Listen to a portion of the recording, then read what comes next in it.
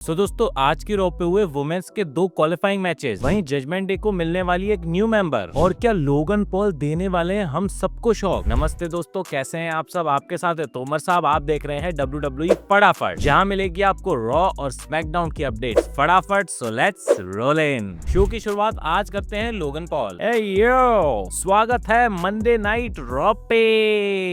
सुनो सब, ये हकीकत है कि मैं सैटरडे को जे उसो को हराने वाला हूँ और अगले हफ्ते जब रॉ पे आऊंगा तो मैं ही हूँगा वर्ल्ड हैवीवेट चैंपियन। क्या दिक्कत है उसमें यार, मैं तो बस फैक्ट बता रहा हूँ। फैक्ट है अभी जे उसो वर्ल्ड हैवीवेट चैंपियन है। फैक्ट है जे उसो ने गुंथर से टैप आउट करवा दिया। लेकिन फैक्ट ये है कि लोगन पॉल ने 2 साल के अंदर सिंगल्स टाइटल जीत भी लिया, जो जे उसो को जीतने में 12 साल लग गए। ये भी फैक्ट है जे उसो वर्ल्ड हैवीवेट चैंपियनशिप का भार नहीं उठा पा रहा। फैक्ट ये भी है जे उसो सबके लिए प्रिपेयर है, लेकिन मेरे लिए नहीं। और सबसे बड़ा फैक्ट, मैंने जे उसो को 3 बार नॉकआउट किया है। 3 बार वो जमीन पे बेहोश पड़ा था और वो ही चीज मैं सैटरडे भी करूंगा और बनूंगा नया। तभी दोस्तों वहाँ पे हिंग हंगरल गुंतर आ जाते हैं। तुझे बड़ा कॉन्फिडेंस है, तू उस बंदे को हराएगा जिसने मुझे हराया है ना। और मुझे लग रहा है तू सोच रहा है तू मुझसे बेहतर है। सही है, सही है। सोच ऐसी होनी चाहिए, क्योंकि इसी सोच के साथ तो हम यहाँ तक पहुँचते हैं। और सच बात तो यह है कि इन लोगों को तुझे रिस्पेक्ट देनी चाहिए, लेकिन तुम सब इससे जलते हो, क्योंकि ये एक self made social media mega star है। अपनी मेहनत से इंटरनेट पे छा गया। सच बोलूं तो काफी चीजें मैं तेरे से सीखता हूँ और बहुत कुछ सीखना भी चाहता हूँ। अरे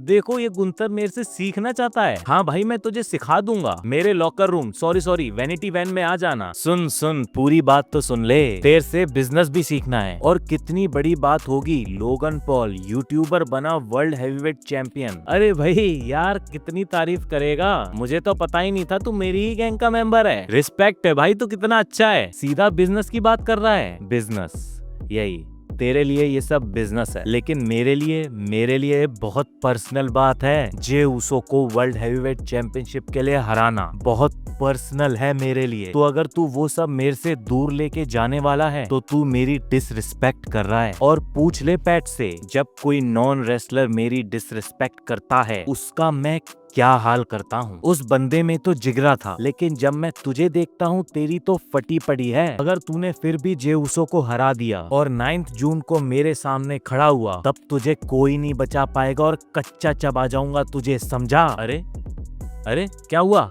कहाँ जा रहा है, डर गया क्या। तभी दोस्तों पीछे से जे उसो आके लोगन पॉल को मारते हैं। फैक्ट ये भी है, सैटरडे को तुझे देखूंगा और गुंथर तुझे उसके बाद देखूंगा। दोस्तों पता नहीं क्यों मुझे समझ नहीं आ रहा कि लोगन पॉल अपनी बेइज्जती इतनी क्यों करवा रहे हैं। मुझे लग रहा है इसके पीछे कोई ना कोई बड़ा प्लान तो है। सैटरडे नाइट मेन इवेंट में अगर ये शॉकर हो गया कि लोगन पॉल जीत गए, तो एक तो इंटरनेट बुरी तरह फटेगा, दूसरा लोगन पॉल के लिए हेट बहुत ज्यादा बढ़ जाएगा, वहीं जे उसो के लिए सिंपैथी बढ़ जाएगी। लेकिन अगर वो जे उसो से भी हार रहे हैं तो मुझे लगता है कि मनी इन द बैंक में भी उनके चांसेस बढ़ जाएंगे जीतने के। लेकिन कहीं ना कहीं दिल में डाउट हो रहा है सैटरडे नाइट को कोई बड़ा हादसा ना हो जाए। भाई मजा आ गया। वैसे लोगन पॉल फैक्ट बात कर रहा था, तूने उसको पीछे से मार के सही किया। मैं भी सबको यही समझा रहा हूँ, पीछे से मारना पड़ता है कभी कभी। लेकिन एक और फैक्ट है, फैक्ट ये है कि आज तेरा मैच ब्रॉन ब्रेकर के साथ सेट किया है मैंने। फैक्ट ये भी है कि वो टाइटल का मैच नहीं है। फैक्ट ये भी है कि ब्रॉन ब्रेकर को टाइटल चाहिए भी नहीं। फैक्ट ये भी है कि लोगन, तू या गुंथर कोई भी ज्यादा लॉन्ग टर्म चैंपियन नहीं रहने वाले। और फैक्ट ये है कि लॉन्ग टर्म चैंपियन तो सिर्फ एक ही है, सेथ फ्रिकिन रॉलिन्स। अरे यार मेरा मुंह सूज गया है, मेरी वैनिटी वैन मंगाओ जल्दी। अरे भाई अभी बात नहीं करनी मुझे। अरे सुन ना बे, बड़ा मैच है तेरा वर्ल्ड हैवीवेट चैंपियनशिप का। जे उसो को आज हम तोड़ेंगे इतना कि वो चल के तो घर नहीं जाएगा, और सैटरडे को वो 100% भी नहीं होगा। इसका मतलब तेरे जीतने के चांसेस हैं भाई। और अगर जे उसो के बाद तूने गुंथर को भी हरा दिया तो मैं तेरे सामने खड़ा हूँगा भाई। थैंक्स तो करेगा ना, जिसकी वजह से तू चैंपियन बनेगा। और भाई कैसा है ईट आट की दुकान, टेंशन मत ले। अगर सैटरडे को कुछ ये लोग प्लान करेंगे तो मैं हूँ तेरे साथ, और आज भी अगर इन्होंने मिलके कुछ करने की कोशिश करी तो वहाँ पे भी मैं हूँ तेरे साथ, समझा। चल ई या ऊ वाह।